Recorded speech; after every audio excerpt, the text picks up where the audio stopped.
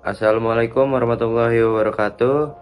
Perkenalkan, kami dari kelompok 5 yang akan membahas bab 5, yaitu mengenai tentang integrasi global. Saya selaku anggota kelompok, perkenalkan nama saya Raffi dengan ujung NPM 074. Lalu ada 7 teman anggota saya juga. Yang pertama yaitu ada Reno Aldi Wijaya, lalu ada Sultan Aznam, lalu ada Ahmad Urip, ada Rizik Fatur, lalu ada Aldo Rizky R, Pastorang Tamba, Kastilus Devandra, dan juga Alvin Zatia Viraja. Baik, tanpa berlama-lama, mari kita masuk ke materi selanjutnya. Definisi integrasi global. Integrasi global adalah proses penyatuan kebijakan dan praktik bisnis di seluruh anak perusahaan sesuatu perusahaan multinasional agar sesuai dengan tujuan strategis perusahaan secara keseluruhan. Dalam konteks MSDM, integrasi global bertujuan untuk menciptakan standar manajemen sumber daya manusia yang konsisten, memungkinkan transfer pengetahuan dan praktik terbaik, serta meningkatkan efisiensi melalui koordinasi lintas batas. Meskipun demikian, integrasi ini tetap mempertimbangkan adaptasi terhadap lingkungan lokal untuk memastikan efektivitas implementasinya. Baik, selanjutnya itu pendorong integrasi global. Yang pertama adalah pendorong lingkungan. Lingkungan global yang semakin terintegrasi, termasuk pengurangan batas-batas negara dan deregulasi pasar, menciptakan peluang baru bagi MNC untuk beroperasi secara lebih efisien. Faktor-faktor seperti kemajuan teknologi informasi dan komunikasi serta munculnya pelanggan global meningkatkan kebutuhan untuk mengintegrasikan praktik-praktik HRM di seluruh anak perusahaan. Kemudian yang kedua adalah pendorong strategis. Dengan mengadopsi praktik HRM yang terstandarisasi, perusahaan dapat menurunkan biaya dan meningkatkan produktivitas. Integrasi ini juga memungkinkan MNC untuk membangun citra merek global yang konsisten dan responsif terhadap kebutuhan pelanggan di berbagai pasar. Selain itu, integrasi HRM membantu dalam memanfaatkan kapabilitas yang telah terbukti sukses di pasar domestik untuk diterapkan di operasi internasional.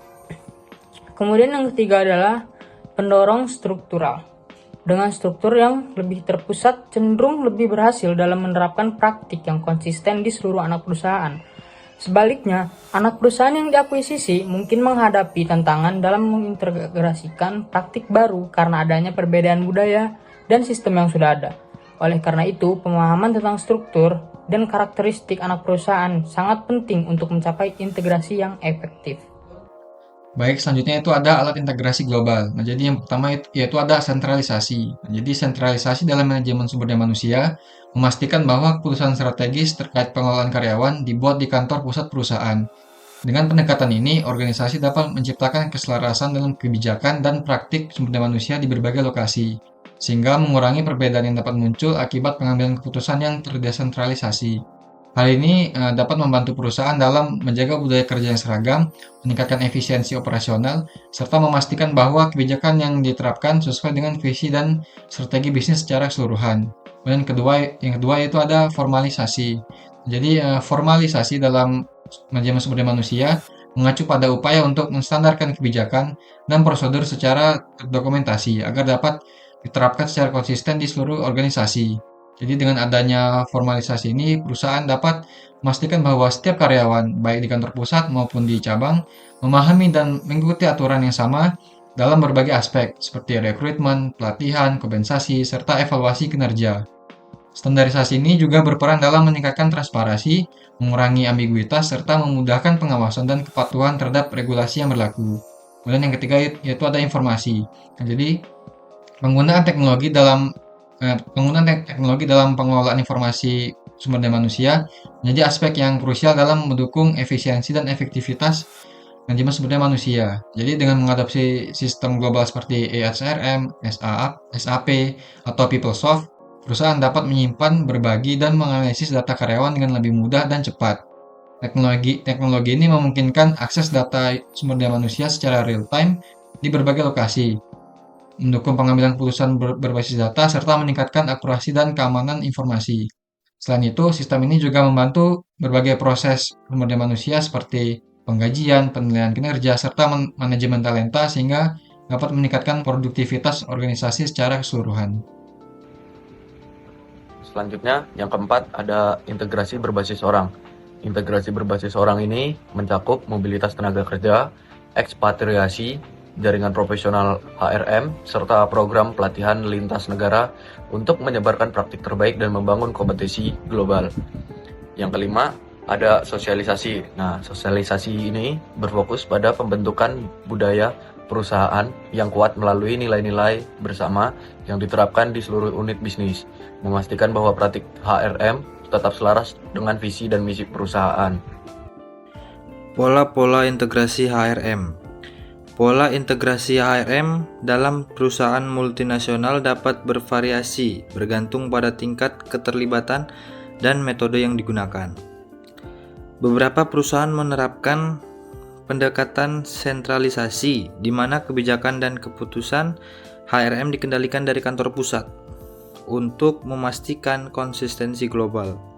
Sebaliknya, ada yang menggunakan pendekatan desentralisasi, memberikan fleksibilitas kepada anak perusahaan untuk menyesuaikan praktik HRM sesuai dengan kondisi lokal. Yang kedua, mencapai integrasi HRM global. Mencapai integrasi HRM global memerlukan pendekatan yang sistematis dan strategis. Perusahaan multinasional harus memastikan keseimbangan antara kontrol pusat dan fleksibilitas lokal untuk memastikan efektivitas operasional. Langkah-langkah utama dalam mencapai integrasi HRM global meliputi penerapan teknologi HRM yang terstandarisasi, pelibatan ekspatriat dan jaringan global untuk transfer pengetahuan, serta membangun budaya perusahaan yang kuat melalui sosialisasi nilai dan kebijakan. Studi kasus mengintegrasikan manajemen keragaman secara global di Transco. Transco menghadapi tantangan dalam mengelola tenaga kerja yang sangat beragam di berbagai negara.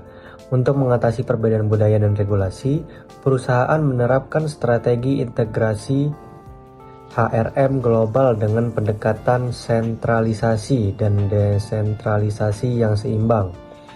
Mereka menggunakan kebijakan standar global yang diterapkan fleksibel sesuai dengan kondisi lokal. Salah satu kunci keberhasilan Transco adalah penggunaan teknologi berbasis informasi seperti HRM untuk menyelaraskan praktik SDM di seluruh anak perusahaan. Selain itu, perusahaan mendorong pertukaran budaya melalui program ekspatriasi dan pelatihan lintas negara, sehingga nilai-nilai perusahaan dapat terserap di semua unit bisnis.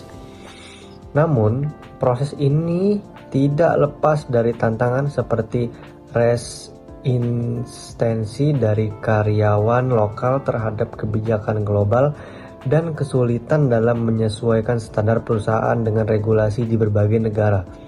Oleh karena itu, Transco mengadopsi strategi sosialisasi dengan memperkuat budaya perusahaan dan komunikasi terbuka antara kantor pusat dan anak perusahaan. Dengan pendekatan ini, Transco berhasil meningkatkan efektivitas manajemen sumber daya manusia global dan menciptakan lingkungan kerja yang lebih inklusif serta produktif di seluruh operasionalnya. Oke, baik, selanjutnya kesimpulan dari presentasi kali ini adalah konsep ini memiliki relevansi akademis yang kuat, tetapi penerapannya dalam praktik masih terbatas. SHRM seringkali terlalu berfokus pada kepentingan pemegang saham dan manajemen, dengan sedikit perhatian terhadap kesejahteraan karyawan. Nah, salah satu tantangan utama adalah kurangnya pendekatan multi pemangku kepentingan yang mempertimbangkan keseimbangan antara kebutuhan organisasi dan pekerjaannya. Untuk mencapai efektivitas, SHRM perlu mengadopsi strategi yang lebih inklusif, mengintegrasikan nilai-nilai etis, sosial, dan ekonomi agar lebih relevan dalam konteks bisnis modern.